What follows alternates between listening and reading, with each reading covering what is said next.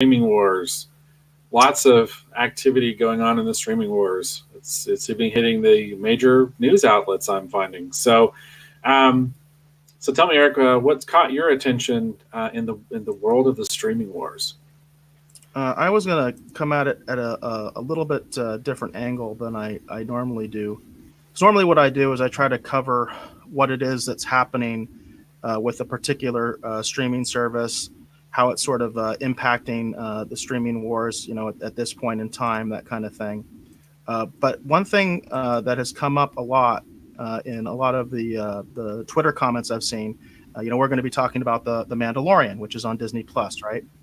And Right, an interesting thing that I see quite a bit in the Twitterverse with comments is a lot of people are like, I haven't seen it. I haven't seen it, and I can't afford Disney Plus. And I have been a proponent of kind of showing that side of the streaming war since the beginning. That a lot of people are very concerned because they just don't have the financial resources to get all these different channels. So I found this a little bit older article, and this is from the Los Angeles Times. And it says, how much will it cost to subscribe to the ever expanding streaming universe? This is oh, a good question, don't you think? yeah, And this one is a good article. This is dated October 10th, 2019. So it's still topical. It's an older article, but it's still topical. This information, I think, is all pretty much good. And this is actually a part of their coverage of the streaming wars, and that's the term they use. So this story is part of a time series on the great streaming wars of 2019. That's how they call it. right, And what's neat about this article is they break it all down. So very first thing you got is the big behemoth in the room, right? Netflix Basic, right, $8.99, but it can go up to $15.99 for HD and multiple screens, right? right, Basic Hulu with ads, which by the way, I'm one of those people that I'm like, why are you charging me if I have ads? Why can't Hulu with ads be free? Right? right. I'm just putting it out there. So, but Hulu with ads is $5.99. With no ads, it's $11.99. And I would like to mention also that Hulu can now be bundled with Disney. With I think the Disney Plus, Hulu, ESPN Plus bundle is actually probably the best value in the streaming wars right now, just because it's so many different things.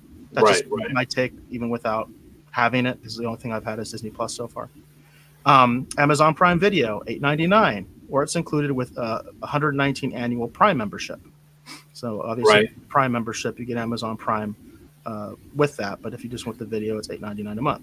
Apple Oh, and TV. and and just briefly, I wanted to mention this because I thought it was really weird. On Amazon Prime Video, there's a whole bunch of new content that just recently suddenly surfaced, and among the things on there was Space 1999. Just a slight aside. Keep going. Oh, cool. That's interesting. So, and I would also I like to point out, because I always like to give some attention to the free guys. Comet TV also has Space 1999, and Comet TV does stream on their website. So, and that's a free alternative to Amazon Prime. Apple TV, the one that we're not hearing anything about. It seems like there's like a media blackout on Apple TV right now, so I can't find any numbers on these guys. So I think that whatever their numbers are, they're pretty disappointing. But Yeah. Apple TV right now is at $4.99. I've said it before. I still think Apple TV strategy is just to just to survive and outspend everybody else. Disney Plus is $6.99, 583 with a $69.99 annual fee. Quibi with ads is five. I don't know much about that one. I don't $8 either. with no ads. That one launches in April. We've got CBS All Access. That's the home of Star Trek Discovery and will be the home of Star Trek Picard. $5.99 with ads. Again, why can't it be free if it has ads? And Yeah. $9.99 with no ads. Peacock, NBC Universal. We've talked about this. It says to be determined, but price speculated to range from free with ads. Interesting. And pay TV provider to $10 or $12 April launch. That would be interesting if NBC Universal is free with ads. Well, That see, would be and that's what I've heard since the beginning. I've always heard that the Universal streaming service, when it rolls out, it's basically going to be free and ad supported. That that that that was the that, that thing that was going to set them apart. It puts them more in line with like Pluto TV and some of the other. free services. Right. Which I think a major player in the free service, I think that's a good idea. That's a different way. That's a good way to differentiate yourself. With outstanding stellar content is to be free with ads. I think Universal, if that's what Universal's doing, I hate the name Peacock, but that's the right way to go. Right. HBO Max, which I think is going to be a big player, it was going to be one of the more expensive ones at $14.99. That's supposed to be a May of 2020 launch. We'll see what happens with that. HBO Max they have the potential of being a game changer, but are people going to like this price? Right. Showtime is $10.99. Stars is $8.99. I did notice when I was signed up for Disney Plus, they have a deal for Stars, right? Because I guess Stars is part of Disney, so you can get a discount on Stars in addition to the bundle discount that you can get with Hulu Plus and with Hulu and ESPN Plus. There is like a discount that you can get for Stars if you have Disney Plus. Cinemax, $9.99 as Hulu or Amazon Prime add-on. Epix, $5.99. ESPN Plus, $4.99. WWE Network, $9.99. I didn't realize it was that expensive. DC Universe, we've talked about DC Universe. You have that, right? $6.25 a month based on a $7.49 annual fee. I did. It was one of the ones I got rid of to make room for somebody else. Yeah, you were predicting they'd be the first casualty of the streaming wars, right? Well, that's kind of why. It's like if I ditched them for something else, you know what a diehard DC fan I am. I mean, I am. I haven't seen a royalty check in a little while, so I didn't have the money. I had to make a choice. So I hear that. First to go.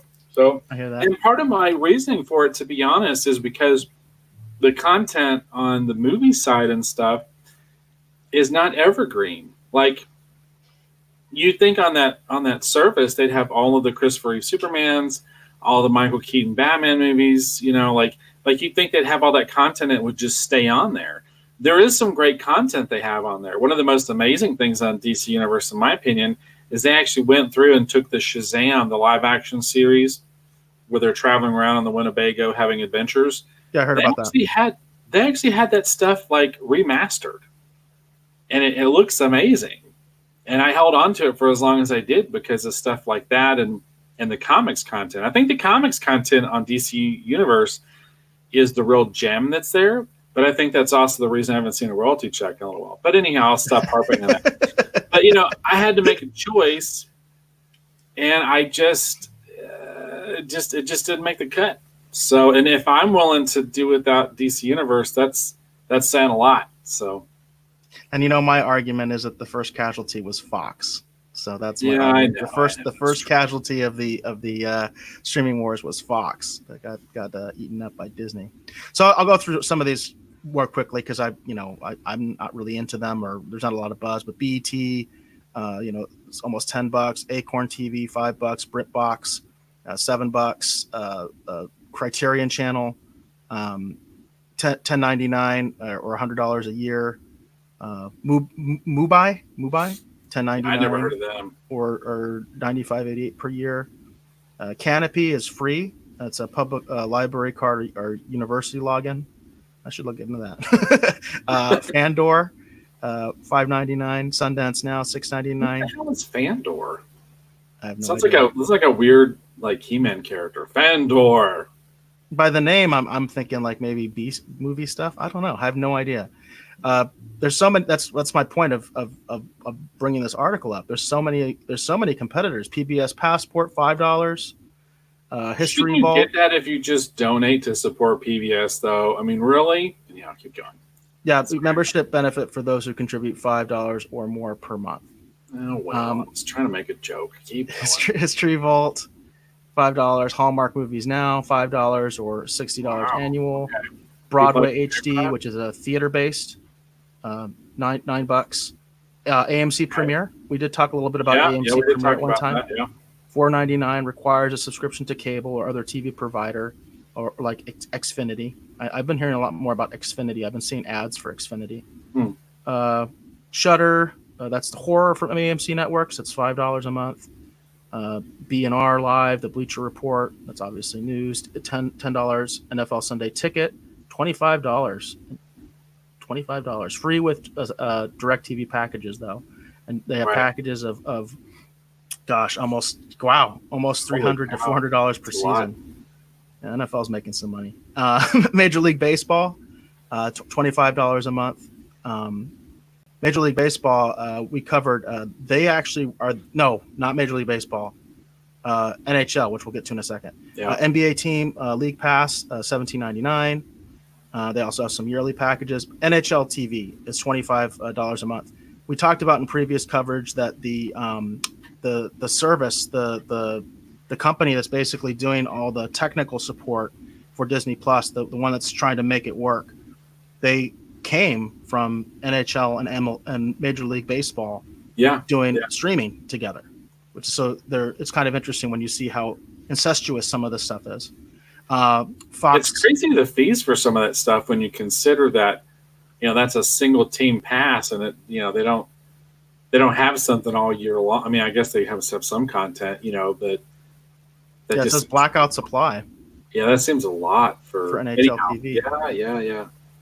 Fox Soccer is $20 a month. YouTube Premium, $12 a month, or $18 for a family up to 5 members, $6.99 for students. VRV Premium, ad free, $10 a month. It says it looks like it's a lot of anime stuff. Crunchyroll. Actually, I don't know what Rooster Teeth is. The home of Harmon Quest and Boomerang has Boomerang. So I guess it's animation based. I never heard of that one. VRV Premium. Tubi, which Occupants is on. That is ad supported and free. So got to give that shout out to Tubi. Sony Crackle also ad supported. Always got to give a shout out to Sony Crackle because they are ad supported. They are free. So anyway, here's the bottom line. Streaming alone subtotal, $353.43 per month for all this stuff. Wow, holy cow. That's the dollars and cents. That is what the streaming wars is coming to right now. If you wanted to have all this content, you would have to pay over $350 a month. And the thing that kills me is some of those require like basic cable too. And that's the point we put here. Some of the sports stuff is basic cable plus extra. Well, that's exactly. So they plus baseline internet, which right here they say it's about $45 a month. With I think that's around where I'm at right now. And then of your digital live TV or basic cable, it's another $50 a month. So if you incorporated that, your internet prices and your cable prices, now you're up to almost $450 a month if you wanted all this stuff.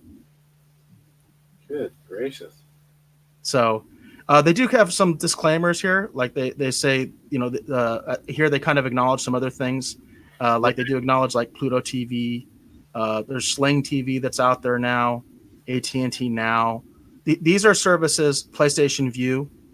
We don't talk about that a lot, but I've kind of wanted to mention because PlayStation View is kind of doing already what I think is going to happen, which is they're coming in and basically letting you pick and choose what you want, and you kind of get a bundle of all these different channels and different services. You know what I mean? So basically, we lost the feed for a second.